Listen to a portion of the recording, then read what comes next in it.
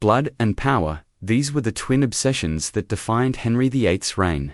As his swollen body lay rotting from within during those final winter days of 1547, England's most notorious king faced his mortality with the same ruthless calculation that had seen him execute to wives and countless enemies. "The lion is dying," whispered courtiers behind closed doors, but his claws remained sharp until the end.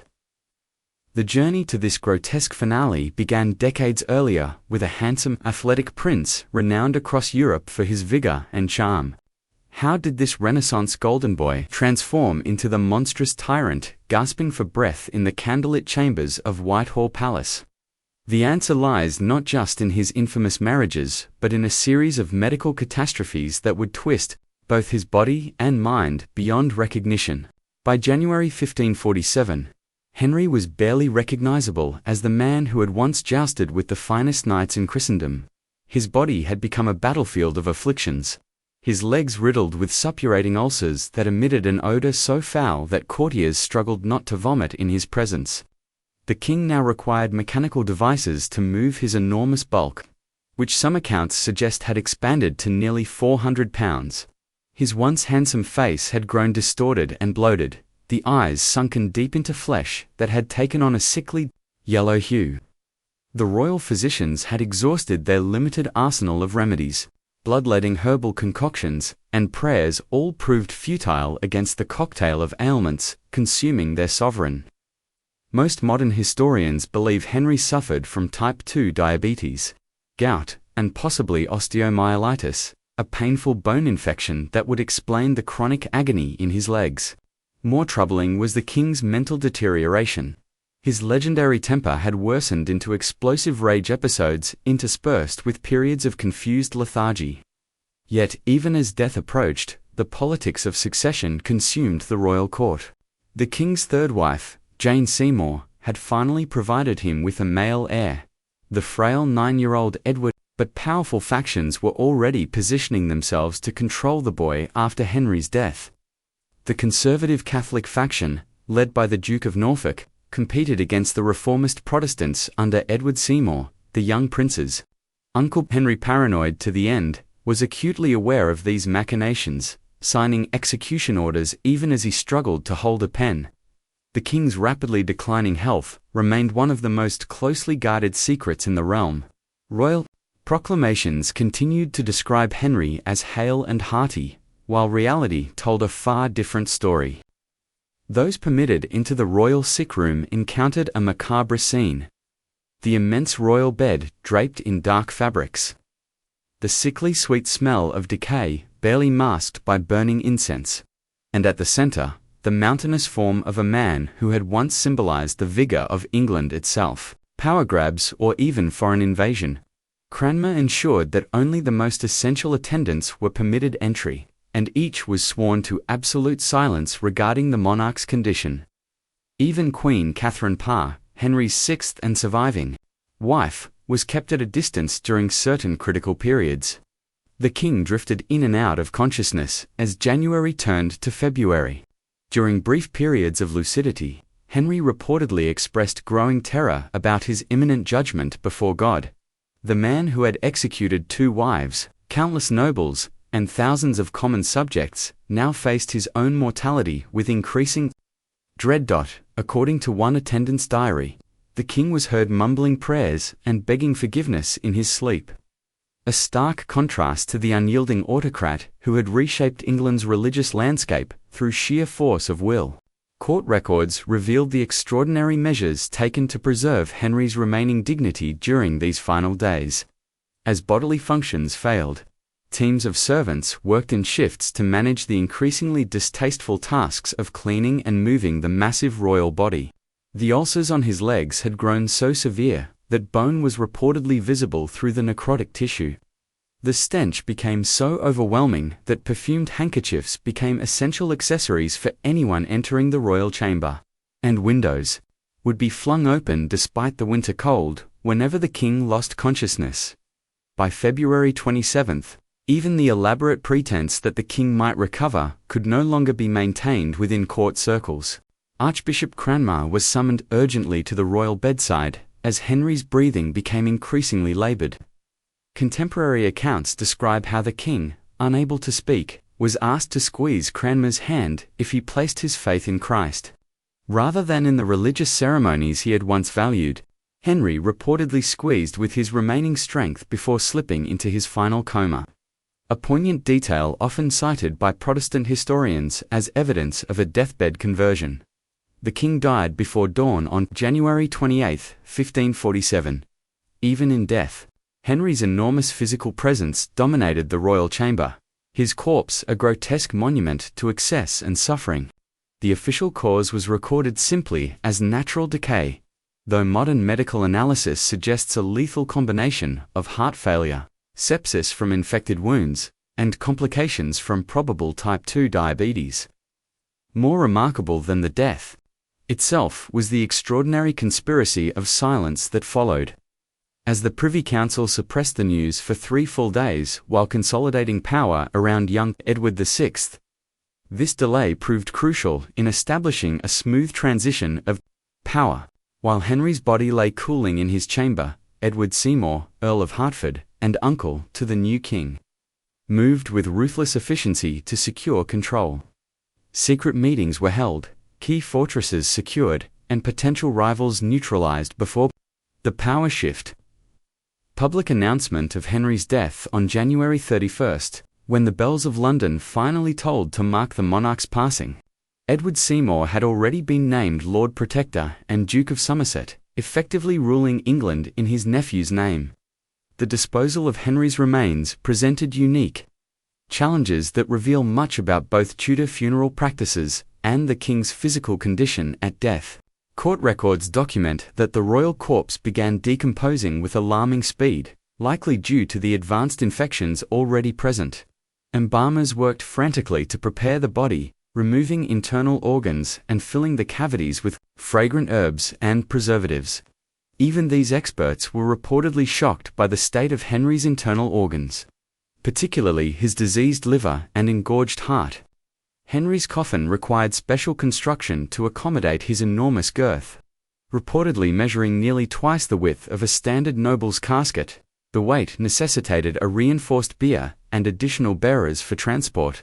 During the lying in state at Whitehall, witnesses reported that the lead-lined coffin actually split under pressure from gases building within the decomposing body, leaking fluids onto the floor of the chapel. This macabre detail was hastily covered up, but accounts suggest the dogs licked at the seepage, creating a grotesque final indignity for a king obsessed with majesty. The funeral procession to Windsor Castle on February 16th provided the Tudor regime one final opportunity to display Henry's power, even in death. Black-draped horses pulled the massive coffin through streets lined with mourners, while effigies depicted the king as he had appeared in his prime rather than the bloated figure he had become. At St. George's Chapel in Windsor Castle, Henry was laid to rest beside Jane Seymour, the only wife who had given him a son and heir, and the only one who had been spared the experience of falling from royal favor by dying of childbirth complications. Before Henry's affections could wane, the physical reality of Henry's decomposing corpse stood in stark contrast to the myth-making already underway about his reign. Court painters like Hans Holbein had crafted the enduring image of Henry as the broad-shouldered embodiment of masculine power, legs firmly planted, hands on hips, glaring defiantly at the viewer. This carefully constructed propaganda bore little resemblance to the disease-ravaged body, now sealed beneath Windsor's stone floor. Yet it would become the definitive representation of Henry VIII in popular imagination for centuries to come. Henry's will revealed his final attempts to control the future from beyond the grave. The 30-page document meticulously laid out the succession, first to Edward, then to Mary, daughter of his first wife Catherine of Aragon, and finally to Elizabeth, daughter of Anne Boleyn. This clear line of succession, though interrupted by the 9-day reign of Lady Jane Grey, would eventually be followed.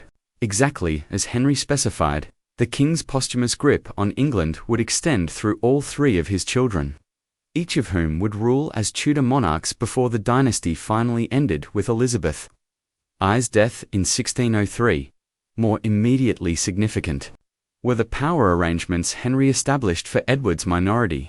The king created a regency council of 16 men, intended to govern collectively until Edward reached 18. This balanced approach reflected Henry's distrust of any single nobleman gaining too much influence over his son. However, his careful planning was quickly undermined as Edward Seymour outmaneuvered his fellow councillors to be named Lord Protector within days of Henry's death. The speed with which Henry's wishes were subverted demonstrated the limitations of even a king's power. Once death removed his fearsome presence. The medical legacy of Henry's final days continues to fascinate historians and physicians alike. England further toward Protestant doctrine than the king himself had ever intended. Henry's complex religious position, having broken with Rome while maintaining many Catholic practices, created an ambiguous legacy that allowed both Protestant and Catholic factions claimed him as their own. Protestant reformers emphasized his rejection of papal authority, while Catholics pointed to his defense of transubstantiation and opposition to Lutheran theology. This theological ambiguity would fuel religious conflicts throughout the reigns of all three of his children, as England swung between radical Protestantism under Edward, Catholic restoration under Mary, and finally, the middle way established by Elizabeth. The king's death also marked a crucial turning point in Tudor propaganda, having crafted the image of Henry as England's defender against foreign threats and papal tyranny. Royal publicists now faced the challenge of transferring this authority to a 9-year-old boy. Portraits of young Edward VI deliberately echoed his father's iconic stance, depicting the child with the same wide-legged posture and defiant expression that had characterized Henry's most famous portraits. Court ceremonies emphasized continuity, with courtiers required to bow to Edward's empty throne with the same reverence they had shown his father. Beyond the political sphere, Henry's death reverberated through daily life across England. For nearly 4 decades, he had been the embodiment of royal authority, his personality and whims directly shaping governance down to the local level. His passing created a psychological vacuum as much as a political one. Parish records from early 1547 reveal widespread anxiety about the future, with increased reports of prophetic dreams, strange celestial omens, and even alleged ghost sightings. For a population steeped in religious symbolism, the death of such a dominant king inevitably carried apocalyptic undertones. International reactions to Henry's death revealed the complex position England now occupied on the European stage. The French ambassador reported that King Francis II genuinely mourned his dear brother of England. Despite their repeated conflicts, Emperor Charles V, Catherine of Aragon's nephew, more pragmatically assessed the strategic implications, wondering whether England under a child king might be vulnerable to invasion or alliance. Pope Paul III, who had excommunicated Henry a decade earlier, reportedly offered a mass for the king's soul, a diplomatic gesture that acknowledged Henry's significance while reasserting the Catholic claim on his spiritual destiny. The physical space where Henry died, his private chambers in Whitehall Palace, became charged with historical significance almost immediately. Courtiers reported reluctance to enter the rooms where the king had suffered his final agonies, with rumors of strange sounds and inexplicable cold spots fueling superstitious fears. Young Edward VI reportedly refused to sleep in his father's bed, insisting on new chambers being prepared.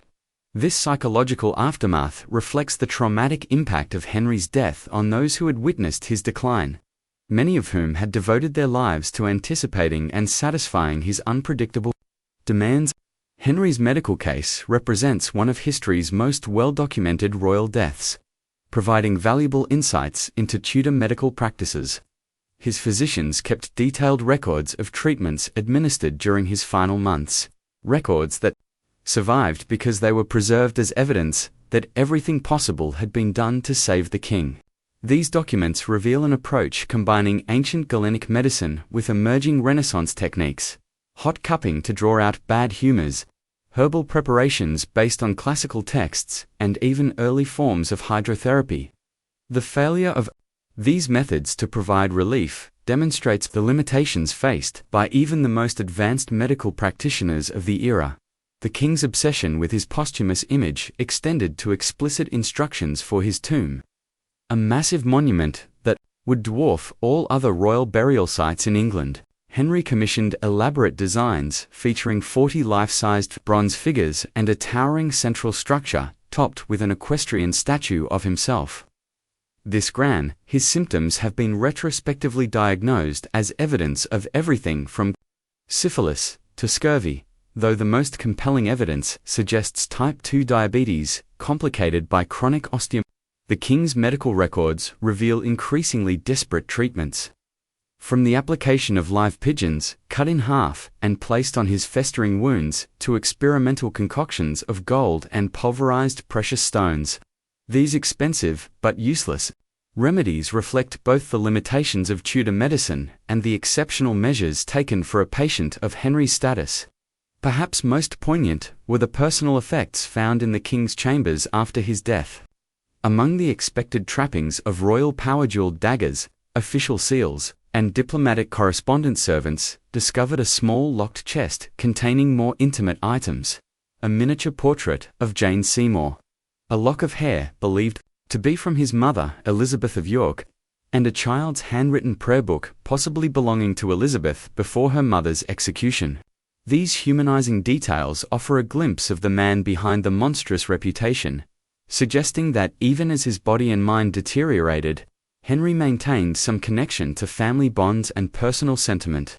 The king's death triggered immediate political realignments that would shape England's destiny for decades. Conservative Catholic forces that had maintained influence during Henry's final years found themselves abruptly sidelined as Edward Seymour established a decisively Protestant regency. Archbishop Cranmer, who had administered last rites to the dying king, now accelerated religious reforms that Henry had approached more cautiously. The first English Book of Common Prayer would be published just 2 years after Henry's death. Pushing Dio's plan reflected both his ego and his anxiety about how history would judge him. Ironically, the massive project remained unfinished due to financial constraints, and the planned bronze figures were ultimately melted down during the English Civil War, a development that would have infuriated the image-conscious king. The immediate aftermath of Henry's death saw a rush to either secure or distance oneself from his legacy. Courtiers who had fallen from favor during his final years emerged from hiding, while others who had enjoyed his patronage scrambled to establish new protective relationships. Archives contained poignant correspondence from royal servants suddenly finding themselves without position after decades of service to the king's personal needs. For many, adaptation proved impossible. The skills required to manage Henry's volatile temperament had little application in the more restrained court of Edward VI. Some former favorites committed suicide in the months following the king's death, unable to navigate the rapid power shifts. Perhaps most significantly, Henry's death marked the beginning of a critical transition in English governance. From rule by an absolutist monarch whose personal will dominated policy, to more collaborative forms of power sharing between crown and nobility. Edward Seymour, as Lord Protector, lacked Henry's intimidating personal authority and relied more heavily on council approval. This shift, though temporarily reversed during Mary's reign, established precedents for the constraint of royal power that would develop further under Elizabeth and ultimately contribute to England's unique constitutional evolution. Henry's death thus paradoxically weakened the very institution of absolute monarchy that he had spent his life strengthening. The king's final illness became a subject of intense medical retrospection, with each generation of physicians reinterpreting his symptoms according to contemporary understanding. Victorian doctors influenced by moral perspectives on disease emphasized syphilis as a likely cause. Viewing Henry's condition as divine retribution for his sexual excesses, early 20th century specialists focused more on metabolic disorders, suggesting gout and diabetes as primary culprits. Modern medical historians have proposed more complex diagnosis, including mold syndrome, a rare genetic condition that would explain both his physical deterioration and psychological changes. and chronic traumatic encephalopathy resulting from multiple jousting injuries in his youth. The disposal of Henry's personal possessions provides a revealing glimpse into Tudor attitudes toward death and remembrance. Court inventories document how objects touched by the king in his final days were treated with particular reverence. Some preserved as quasi-relics despite the official Protestant rejection of such practices. His final set of nightclothes, stained with bodily fluids, was ceremonially burned under Cranmer's supervision. An act combining practical sanitation with symbolic significance. More valuable items, including his extensive collection of astronomical instruments and maps, were carefully catalogued before being distributed according to his will or retained for Edward's education. Henry's death placed his surviving wives and children in precarious positions, requiring careful navigation of court politics.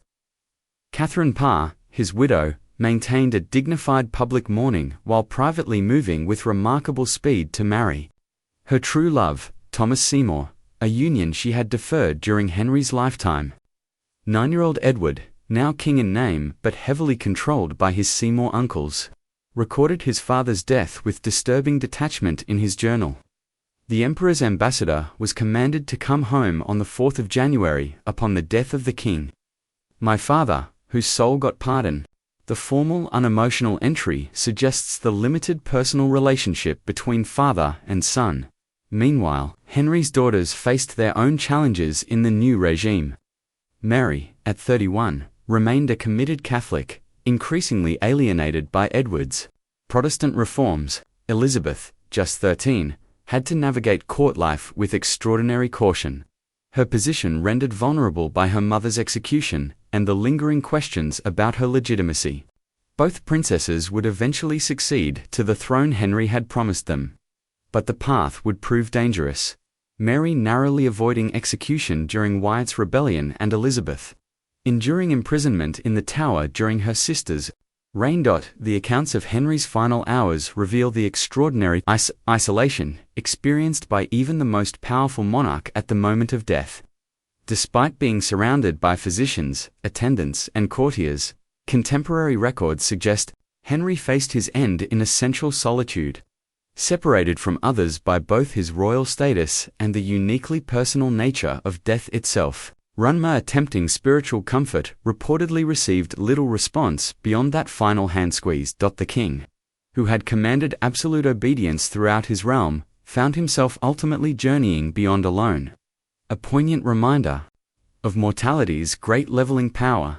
The year following Henry's death revealed how thoroughly his personality had dominated English governance. Administrative records show a backlog of decisions that had awaited his personal attention, many concerning issues that could have been resolved by subordinates but were elevated to royal decision. Due to a culture of extreme deference, under Edward's regency, government processes were necessarily restructured to function without the king's direct involvement. This transition, while initially chaotic, ultimately strengthened institutional governance, developing bureaucratic systems that could operate independently of the monarch's personal attention.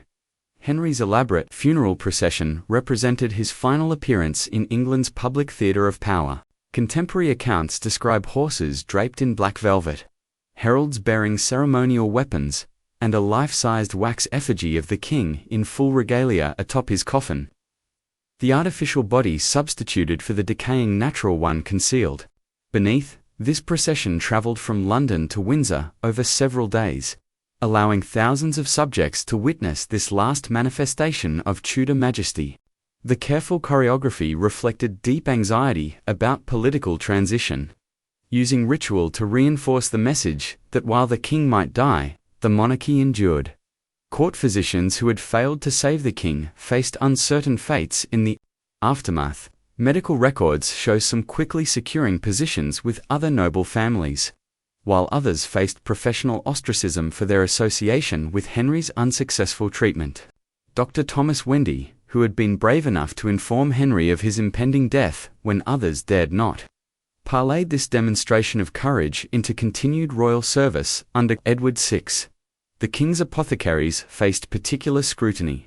with inventories of medicines supplied during Henry's final illness examined for possible negligence or worse. Deliberate hastening of death. The scientific examination of Henry's remains, conducted during vault renovations in the 1800s, provided tantalizing insights into his physical condition at death. Workers reported finding an enormous skeleton consistent with Henry's known stature, with evidence of severe joint deterioration, particularly in the legs. Modern forensic techniques applied to historical medical records suggest Henry may have reached the extraordinary weight of approximately 400 pounds at death, with a waist measurement exceeding 50 inches. This extreme obesity, combined with poor circulation in his legs and the open wounds described in contemporary accounts, would have created ideal conditions for the sepsis that likely contributed to his death. Perhaps most revealing about Henry's final days is what they tell us about power's limitations. The king who had reshaped England's religious landscape, executed queens and nobles with impunity, and built a navy that would eventually rule the world's oceans, found himself utterly helpless against his body's deterioration. Court records describe episodes of Henry raging against his physicians, demanding they restore his health through sheer force of royal command. This futile defiance against biological reality reveals the central paradox of absolute monarchy, the inevitable vulnerability of even the most powerful human body to disease, decay, and death. The religious ambiguity surrounding Henry's death created space for competing narratives that served various political purposes. Protestant chroniclers emphasized deathbed moments of evangelical clarity, while Catholic writers outside England depicted a king tormented by regret for his break with Rome. In reality, evidence suggests Henry maintained his characteristic religious position until the end, accepting himself as supreme head of the English Church while rejecting key Protestant doctrines.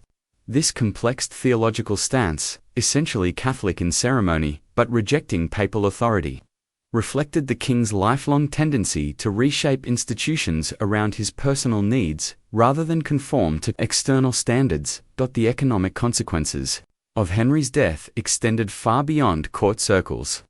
Financial records indicate that the new Regency government inherited a severely depleted treasury and debased currency, the result of Henry's expensive foreign wars and lavish personal spending.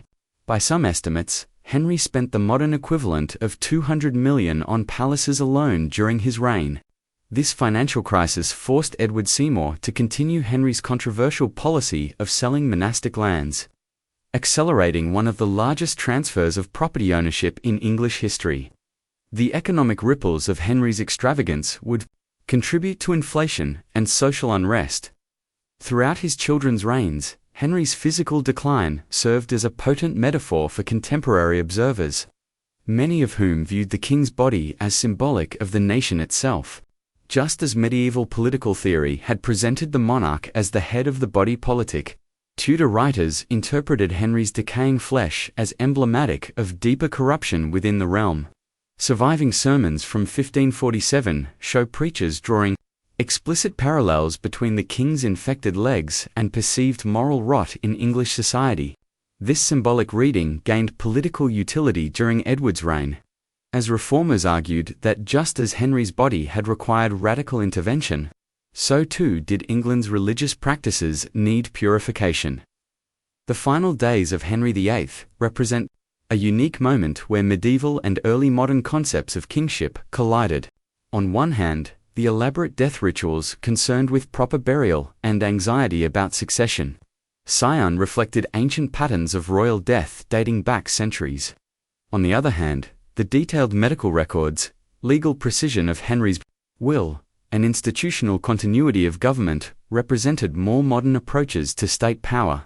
Henry thus died, straddling two eras, the last English king to wield truly medieval authority, but also a monarch who had pioneered the bureaucratic state apparatus that would define future governance. What ultimately makes Henry VIII's death so compelling is not just its gruesome physical details or political significance, but what it reveals about the human condition itself. The king who had dominated his era through sheer force of personality ended his life confronting the same limitations faced by the humblest of his subjects. Contemporary accounts suggest Henry experienced moments of existential terror in his final days, facing judgment not as a king but simply as a man. As the Archbishop of Canterbury reportedly reminded him while administering last rites, "You are about to appear where no titles bear weight, and no earthly power offers protection." In that final human vulnerability, perhaps England's most infamous, King achieved a connection with his subjects that had eluded him throughout his reign.